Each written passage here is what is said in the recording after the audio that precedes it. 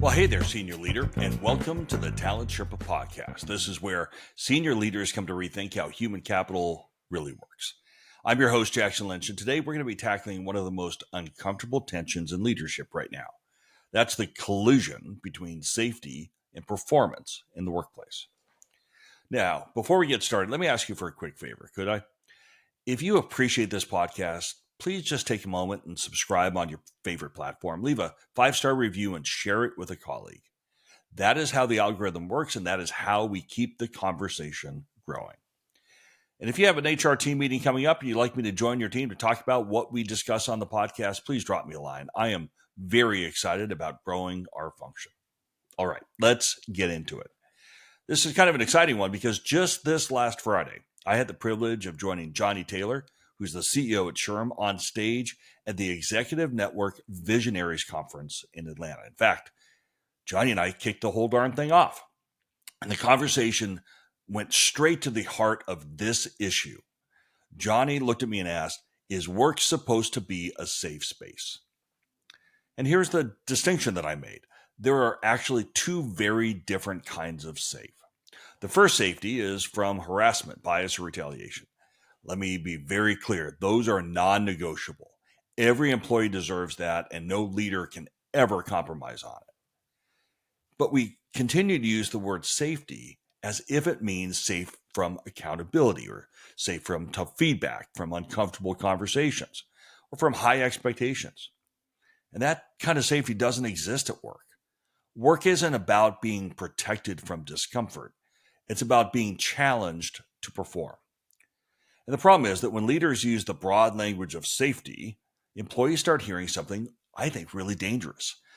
If I'm safe, then I cannot be managed aggressively to perform. Suddenly, accountability feels like a violation instead of a standard. So let's talk a little bit about what real safety looks like. Real safety does not eliminate intensity. In fact, it creates the condition where intensity isn't personal. Now, I think many of you know I'm a big Seahawk fan, and my old coach, Pete Carroll, used to have something called Tell the Truth Monday. So for those who don't know what that is, after every game, the Seahawks would review tape with the entire team. And there was no sugarcoating. There were no excuses, just reality. Told the truth. If you missed a block, you saw it. If you blew a route, everyone knew it. The point wasn't to humiliate players. It was to make sure that the truth was the foundation for improvement. And everyone on the team understood the rules. If you got called out, it wasn't because the coaches didn't want you. It was because they needed you at your best next Sunday. And that's what belonging looked like. Hard truth inside of a culture that still valued you as a human being. Okay, maybe we can look at the military, and they use after-action reports, and maybe that resonates a little better with you. These are some of the most high-stakes environments in the world. And yet, after the action, when the review starts, rank comes off of the door. Badges, stripes, hierarchy, they do not matter. What matters is what happened, what went wrong, and what can we do better next time. That is real safety. The freedom to speak plainly, to challenge assumptions, and to admit mistakes without losing your place in the unit. Now, both examples prove the same point. True safety isn't about the absence of hard truths. It's about the presence of a system where these truths can be spoken without fear of retaliation, where performance, not comfort, is the outcome. So let's talk a little bit about what happens when you blur the line between comfort and performance. Leaders start pulling punches on feedback because they don't want to be labeled as unsafe or worse. Teams, they stop challenging each other in pursuit of better answers. Mediocrity starts to creep in, camouflaged under the banner of psychological safety. And it's not dramatic, it's slow. It happens over time. A manager skips through the tough conversation. A project team lets an underperformer slide to avoid conflict. Senior executive sugarcoats a town hall to keep morale high. I guarantee you've seen all three of those. Probably this week. Each decision looks very small in isolation, but collectively they rot the cultural foundation. Accountability disappears, performance drifts, and ironically, employees become less resilient because they're never forced to push through discomfort in a healthy way. Or put differently, here's the irony. By chasing comfort, organizations end up with neither safety nor performance. Now, let me be clear. Saying work is not a safe space does not mean that workplaces should be cold or transactional factories where people are treated like parts on an assembly line. That's not what I'm saying. That's not the point. In fact, I'd argue the most sustainable, high performing organizations are ones where people feel respected, supported, and valued, where people can be wrong, loudly wrong, arguing to the point where it's annoying and still, with best of intentions, feel like they belong. So, how do you build that culture?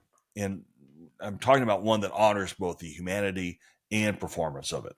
First, set unambiguous expectations. Employees should never be unclear about what success looks like, how it's measured, how performance decisions get made. Transparency eliminates the guesswork, and it gives people the ability to focus energy where it matters the most. Second, I'd say deliver feedback that is candid but constructive. Candor, by the way, does not have to mean cruel. Great managers know how to say, hey, I'm pushing you. I'm managing you hard because I need you. You belong on this team, and that is why I'm not holding back. We need your best. And when you approach it that way, that flips feedback from punishment into investment. And third, I think you got to design for resilience. And that doesn't mean protecting people from discomfort. It means giving them the capacity to handle it. It means you got to pulse the organization. It means that you need to balance your feedback. It means that you need to be supportive while not removing accountability for the work that needs to get done. These are the things that allow employees to stretch without snapping. And candidly, this is the tension senior leaders are feeling right now. On one side, it's the cultural drumbeat of more comfort. On the other side, relentless pressure from boards and investors for more results, more speed, and more performance. And when leaders collapse to one side, where they chase comfort at the expense of performance, they lose the plot. Performance is not optional. It's a condition. It's the condition for employment. No performance, no enterprise, no job.